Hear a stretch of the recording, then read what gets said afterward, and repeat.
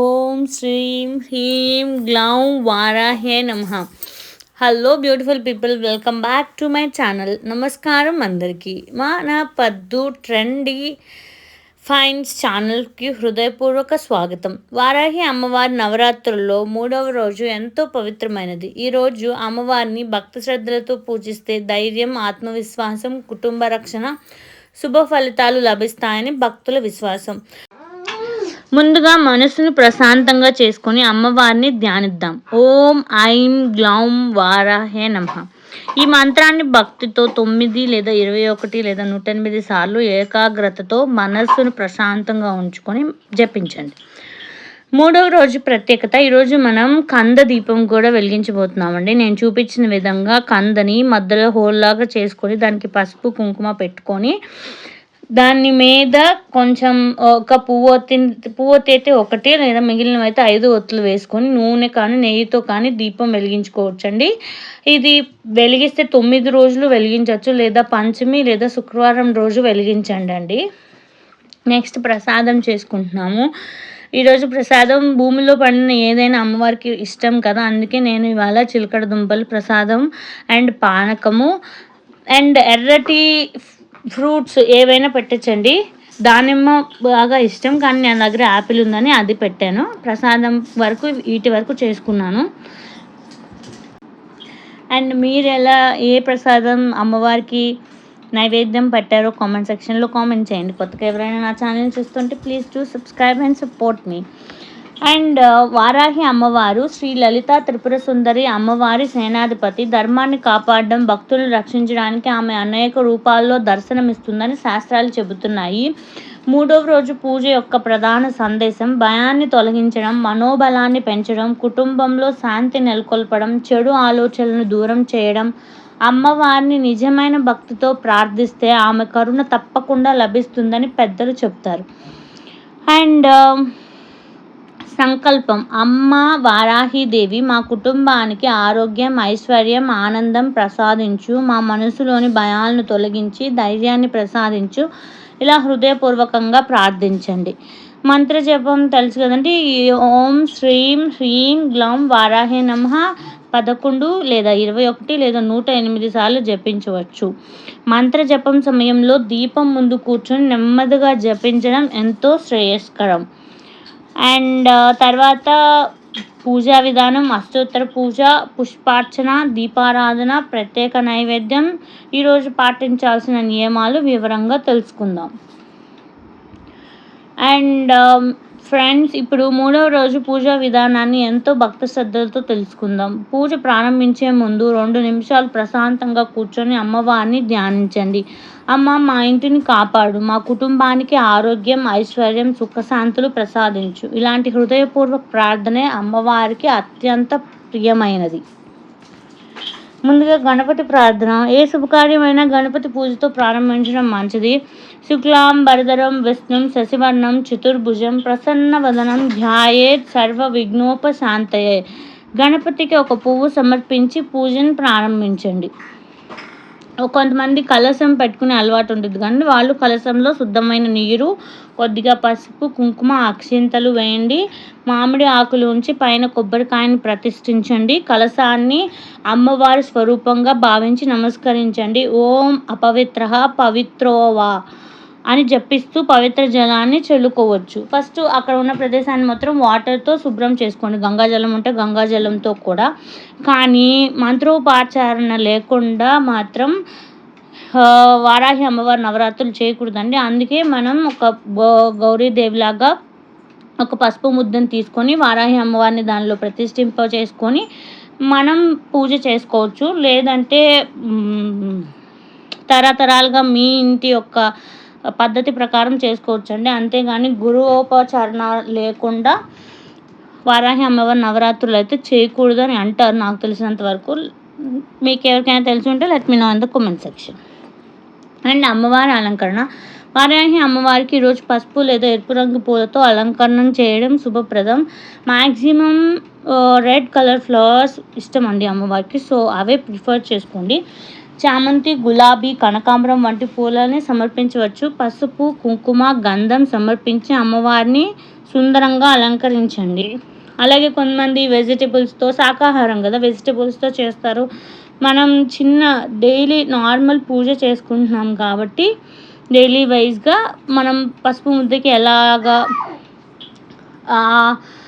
అలంకరించుకుంటామో అలా పూలు, అక్షతలు, పసుపు, కుంకుమ, గంధంతో మనం పూజ చేసుకోవచ్చు. అండ్ ఒక చిన్న దీపాన్ని వెలిగించి అమ్మవారి ముందు ఉంచండి. ఇవాళ నేను మొత్తం 4 దీపాలు వెలిగిస్తున్నానండి. 2 నార్మల్వి అండ్ ఒకటేమో కంద దీపం. ఒకటి నేను ఎప్పుడు చెప్తూ ఉంటాను కదా, ఒక చిన్న మట్టి ప్రమిదలో లవంగం తీసుకొని దాని మీద కవర్ అయ్యేలాగా పువ్వు ఒత్తి ఉంచి నూనె లేదా నెయ్యి వేసి దీపాన్ని వెలిగించండి. ఇప్పుడు అష్టోత్తర పూజ తెలిసిన వాళ్ళు చదువుకోవచ్చు. ఇప్పుడు అష్టోత్తర శతనామావళిని పఠిస్తూ ప్రతి నామానికి ఒక పుష్పం లేదా అక్షతలను సమర్పించండి. ఫర్ ఎగ్జాంపుల్ ఓం వారాహే నమః, ఓం మహాశక్తియే నమః, నమః అన్నప్పుడల్లా ఒక పువ్వుని సమర్పించండి.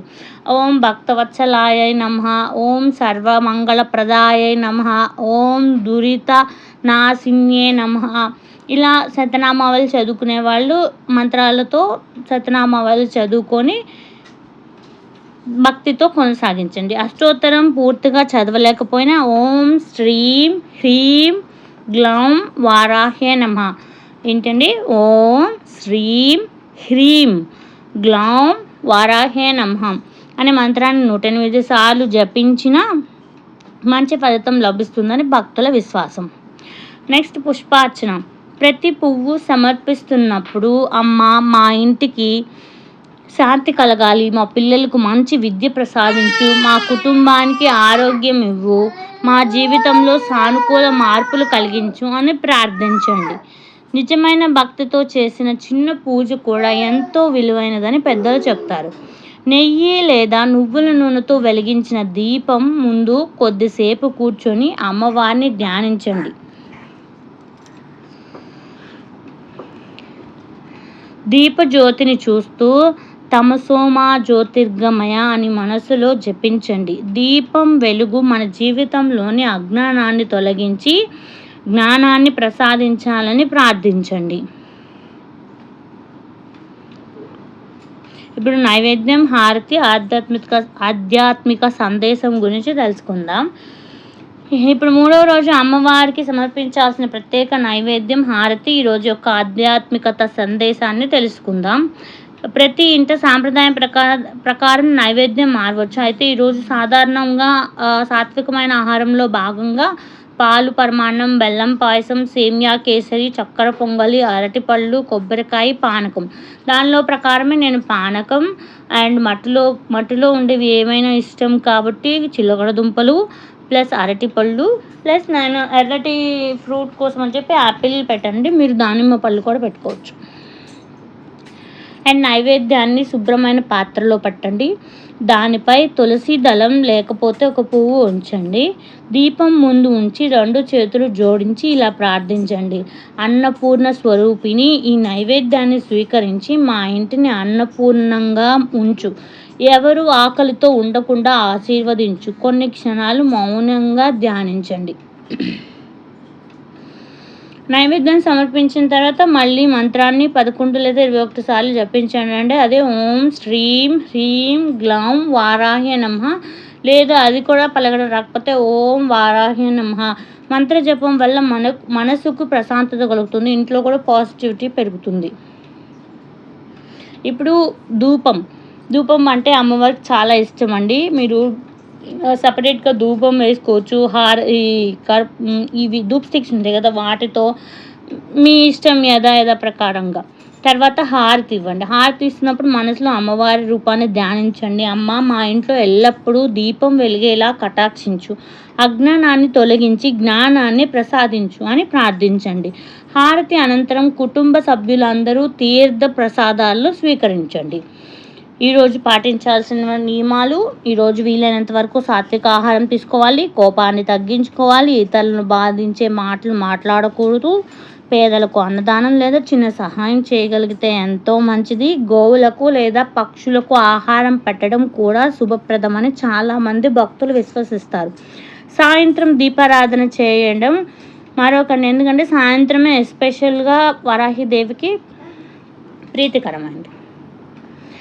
దీని నుంచి వారాహి అమ్మవారు మనకి చెప్పే గొప్ప సందేశం ఏంటంటే, భయం వద్దు, భక్తి ఉంటే దైవ కృప తప్పకుండా ఉంటుంది. జీవితంలో కష్టాలు వచ్చినప్పుడు నిరాశ చెందకుండా ధైర్యంగా ముందుకు సాగాలని అమ్మవారి ఆశీర్వాదం మనకు గుర్తు చేస్తుంది. అండ్ దీనిలో భాగంగా మనం ఒక కథ తెలుసుకుందామండి. ఒక చిన్న గ్రామంలో ఒక వృద్ధురాలు ఉండేది. ఆమెకు పెద్ద సంపద లేదు. అయినా ప్రతి శుక్రవారం, ప్రతి నవరాత్రిలో ఒక చిన్న నూనె దీపం వెలిగించి వారాహి అమ్మవారిని ప్రార్థించేది. ఒకరోజు ఆమెను ఒక వ్యక్తి అడిగాడు, అమ్మా, నీ దగ్గర ఇంత తక్కువ ఉన్నా ఎందుకు ప్రతి వారం దీపం వెలిగిస్తున్నావు? ఆ వృద్ధురాలు చిరునవ్వుతో ఇలా చెప్పింది, నేను వెలిగించేది దీపం కాదు బాబు, నా ఆశ. ఆ మాట విన్న ఆ వ్యక్తి ఆశ్చర్యపోయాడు. ఆ వృద్ధురాలు మళ్ళీ చెప్పింది, చీకటి ఎంత పెద్దదైనా ఒక చిన్న దీపం దాన్ని సవాల్ చేస్తుంది. అలాగే జీవితంలో కష్టాలు ఎంత వచ్చినా భక్తి అనే వెలుగు ఉంటే ఆశ ఎప్పుడూ ఆరిపోదు. ఈ కథ మనకి ఒక గొప్ప సత్యాన్ని చెబుతుంది. భక్తి మన సమస్యలను వెంటనే మార్చకపోవచ్చు, కానీ వాటిని ఎదుర్కొనే మనల్ని మాత్రం తప్పకుండా మార్చుతుంది అని గమనించండి. అండ్ ఈరోజు మనం నేర్చుకున్న డీటెయిల్స్ ఏంటి? భయాన్ని కాదు ధైర్యాన్ని ఎంచుకో, కోపాన్ని కాదు క్షమను ఎంచుకో, నిరాశను కాదు ఆశని ఎంచుకో, స్వార్థాన్ని కాదు సేవని ఎంచుకో. మన ఆలోచనలు మంచిగా ఉంటే మన మాటలు కూడా మంచిగా మారుతాయి. మన మాటలు మంచిగా ఉంటే మన జీవితం అందంగా మారుతుంది. సో ఇదేనండి ఈ రోజుకి.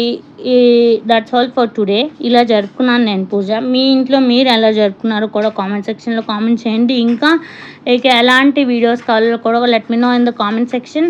కొత్తగా ఎవరైనా నా ఛానల్ని చూస్తుంటే please do subscribe and support me. This is my new channel.